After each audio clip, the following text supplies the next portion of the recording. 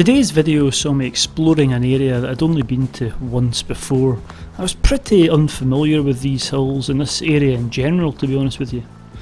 Anyway, there's something a little bit different about today's video as well, which I'll explain at the end of the vlog, but let's see if you can see what it is. Right, hi folks, how we doing? And today I'm in an area of Scotland I've not really visited that much. I've been in this area maybe once before, and I'm really looking forward to it. And the hill I'm going up, it's just over my shoulder there, up there over the forestry plantation. And I've started it's just going to be a short hike today because the weather was improving as the day went off. So I've come in the afternoon, and hopefully this will take me 4 or 5 hours to get up here. I'm just going to go up and down and head back out. But I'm really looking quite forward to exploring this part of Scotland that yeah, it's all new to me. So let's get on this track behind me through this forestry plantation and up the hill, and I'll explain more as to where I am in a little while. Right, let's go.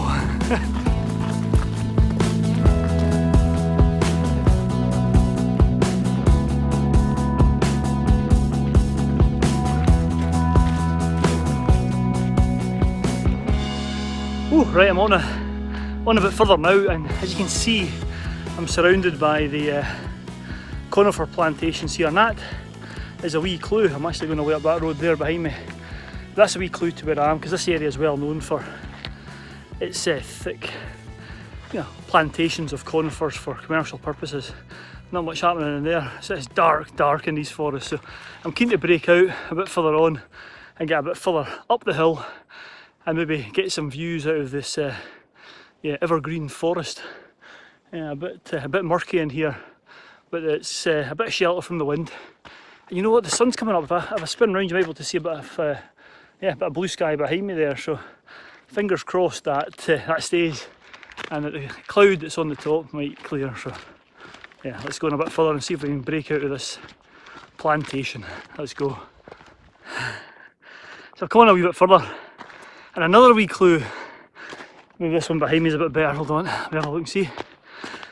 Maybe you can see that below me, behind me there. There's some really strange names for all these wee forestry tracks. They've all got names of people, seem quite Scandinavian names. And there's a reason for that, which I might come on to later on.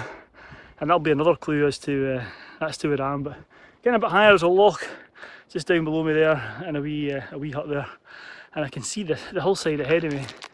Then you can see it over my shoulder there, that blown out. Anyway, the sunshine is on that hill, so let's go. Strange names. Annette Olsen Road. There's a few other ones there which we'll maybe talk about later on. Anyway, enough gabbering, let's go. So I headed on through the forestry plantations, and they were fairly extensive, to be honest with you. But after a good bit of hiking, I soon reached the end. And the end of the forest, or the edge of the forest, onto open hillside, which I was glad to see. Oh, well, that's me, as you can see behind me, at the edge of the forest. And yeah, it's lovely, it's absolutely gorgeous. Let me see if I can figure out, let me just spin round so you can see where I'm going. That's it up here, I'm going up here. And it's just, so I can just, there we go, that's better. Yeah, I'm going up this ridge behind me, and then hopefully up onto the top there somewhere. So yeah, it's nice to get out of the forest. I'm looking forward to getting up a bit higher and seeing beyond the forest to get the views. I'm pretty sure, I might be wrong here, but we're probably just as close here to the Lake District as we are to the main Highlands. So I might give you another wee clue as to where we are. Anyway, at this point, the track behind me, look, there's the track there, lovely track. I've been coming up, gravel track, disappears into a grassy track just there. So that's where I'm going to be heading now, heading up the grassy track. I'll report back a bit higher up where we'll hopefully have some views. Let's go.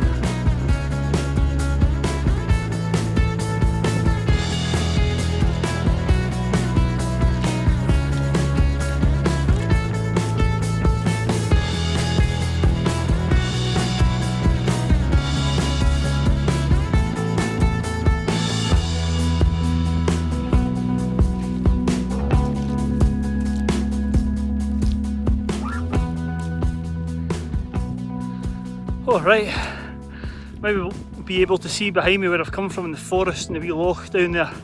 It's lovely, but if I swing around you'll see not really got far to go. I'm high in the quarry now. Quarry's behind me there. And I'm heading up here, just over onto this shoulder up here somewhere. There's a cairn called, I think it's Paul Maddy Gary Cairn or Gary Cairn or something like that. So I'll get up there and I'll stop there. I might have to put a jacket on. It's starting to get a bit cooler, but yeah, it's lovely. Yeah, you can't beat it. And I'm a bit out of breath. If any of you guess where I am yet, all will be revealed very soon. Right, let's get up to this strangely named cairn.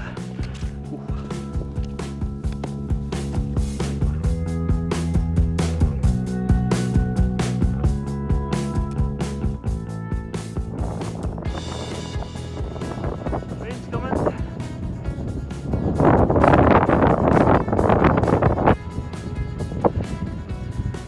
Jacket on soon, I think. I don't know if you'll hear this, I've got my microphone today.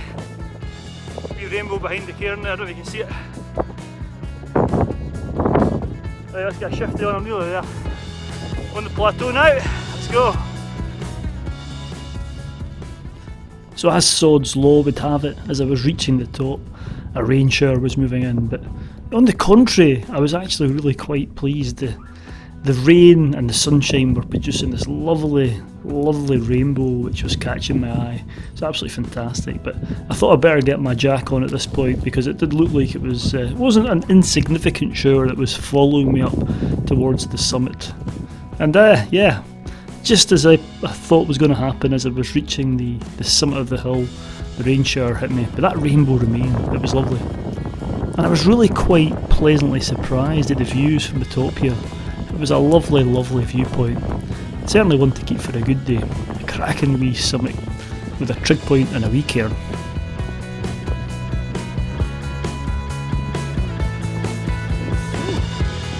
I don't know how much of this you'll hear because it's a bit windy up here. As I said, I've not got my mic.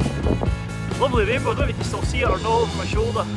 That last few rain shower, just to greet me at the summit, is absolutely lovely. Look at that. See if I can just a bit better there.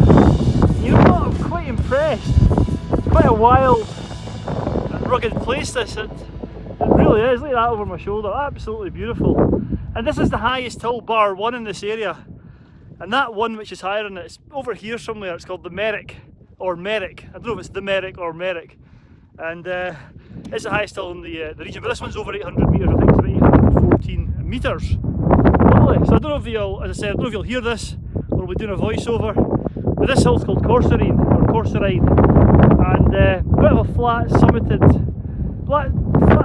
plateau on the top. But certainly coming up it was quite interesting, it was quite nice. Quite a nice walk, and I've only met another couple of people who are on their way down now over there somewhere. But yeah, what a place. It's a shame I can't stay a bit longer. Absolutely beautiful. Fantastic. Right, I'll take a few photos, then it's time to go back down. Woo!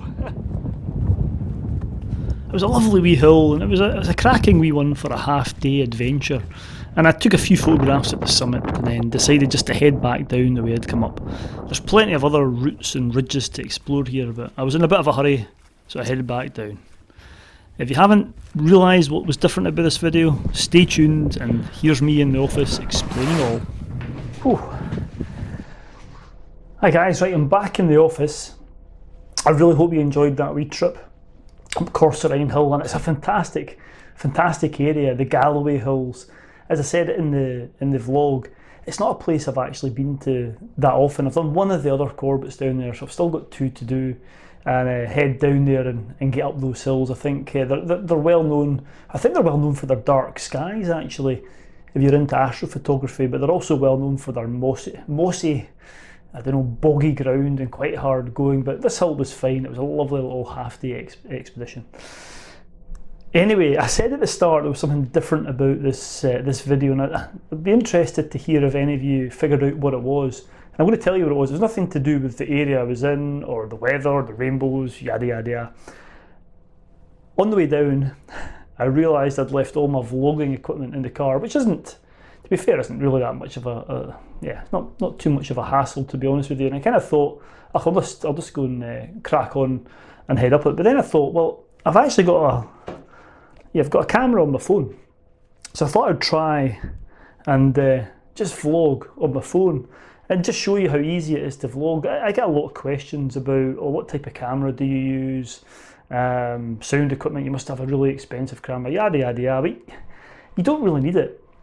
You might have seen, I don't know if the vlogs are out yet, but I've done some vlogs just where I've used my action camera as well. And a lot of the vlogs that you've seen, you wouldn't have noticed the difference whether I had my mirrorless Sony or my action camera, or indeed, it'd be interesting to see if anybody realised that I was using an iPhone 8 for the whole of that vlog.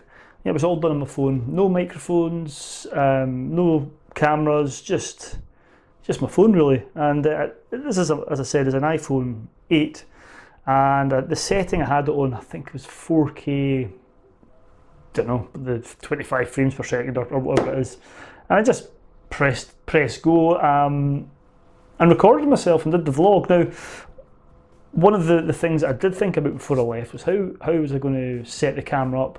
That was going to be the only issue, because I didn't have a tripod to put it on. So I initially thought about I had an old Costa, well, I'm saying an old Costa, I'd stopped and had a Costa. I thought maybe I could cut the edges out of the Costa, but I didn't have anything sharp to do that with. So what I did was I used this as a tripod. This is just my phone holder from the car, which sits in the grill. The phone usually sits in like so. So I used that as a tripod, and it worked out okay. It was a bit of a pain because I couldn't have it off the ground. I had to find sort of suitable rocks to kind of sit it on and have it at a right angle. You'll have noticed in some of the footage that I've maybe cut off my feet, and maybe didn't, I don't know. And it was quite hard to see the screen because actually I didn't put it in that way. I had to put it in in back to front like that, and then try and see around the screen to make sure it was exposed correctly. And sometimes it was, sometimes it wasn't. So it just, I thought it was a good thing just to say at the end of it, you don't need expensive, well, when I say expensive, that's actually a company phone and they are blooming expensive, but you don't need all the fancy gear to start vlogging and getting out there and just doing it. Just give it a go. A lot of my earlier films were all just done on old phones, the very first phones that had cameras on them, to be fair. And yeah, sometimes it works out okay. So that's what was different about it. I hope you enjoyed the vlog. I'm going to finish up here. I just thought I'd mention that wee bit. It's a Sunday vlog, so something a bit different. Stay tuned for another adventure on Wednesday. And as always, just stay safe there out in the hills, get there, enjoy it. And yeah, I'll see you on another adventure very soon.